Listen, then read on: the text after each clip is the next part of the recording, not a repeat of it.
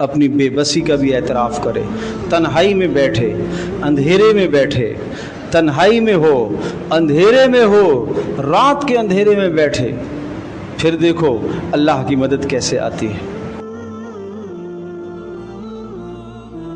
ان کا یہ طریقہ کار ہے۔ حضرت زکریا علیہ السلام کی دعا اللہ نے قرآن کریم کے اندر ذکر فرمائی۔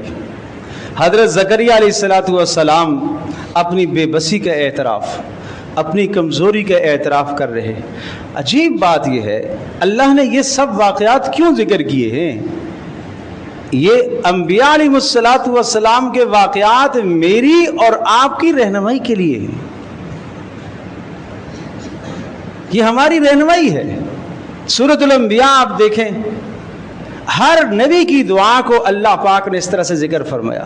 ہر نبی نے مشکل میں، نوح علیہ السلام نے مشکل میں کسے پکارا؟ اللہ کو۔ ابراہیم علیہ السلام نے اللہ کو پکارا۔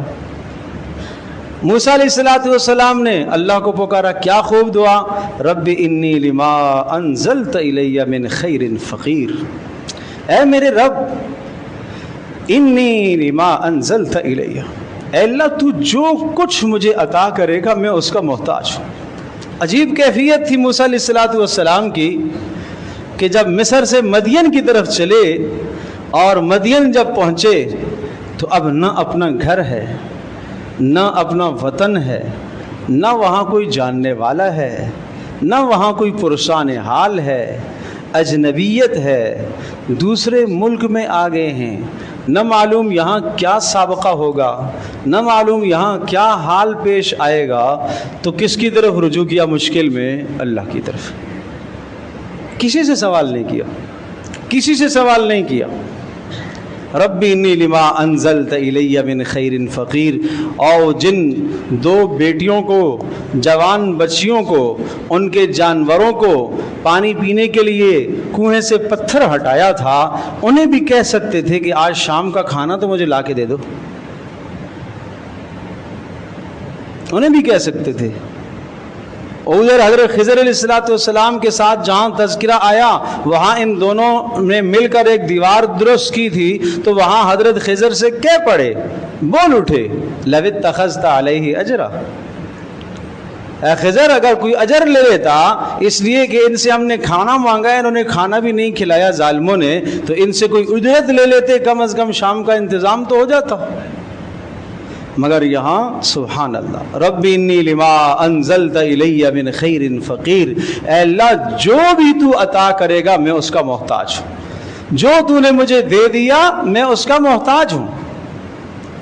اللہ نے اس دعا کی برکت سے حضرت موسیٰ علیہ السلام کے لیے گھر کا بھی انتظام فرمایا، حضرت موسیٰ علیہ السلام کے لیے شادی کا بھی انتظام فرمایا اس دعا کی برکت سے۔ رب انی لما انزلت الی من خیر فقیر، وہ کیفیت لا کر اپنے گھر کے لیے، رشتوں کے لیے اس دعا کو پڑھو نا۔ موسیٰ علیہ السلام کی پڑھی ہوئی دعا کو پڑھو۔ مگر ہم تو پڑھتے ہیں، ہم تو 100 بار پڑھیں گے۔ مول صاحب کتنی بار پڑھنی ہے؟ 100 بار پڑھنی ہے۔ مول صاحب کتنی بار پڑھنی ہے؟ 500 بار پڑھنی ہے۔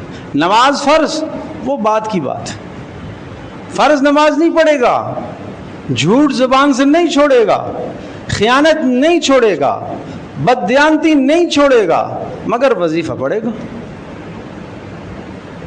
وظیفہ پڑھنے سے ثواب تو مل جائے گا، لا الہ الا انت سبحانک انی کنت من الظالمین کا ثواب تو ملے گا، مگر پہلے وہ موسیٰ علیہ السلام کی کیفیت تو لاؤ۔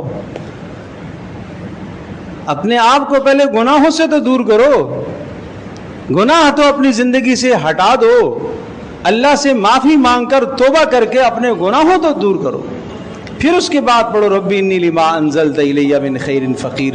دیکھو کس طرح سے اللہ دعا کو قبول کرو۔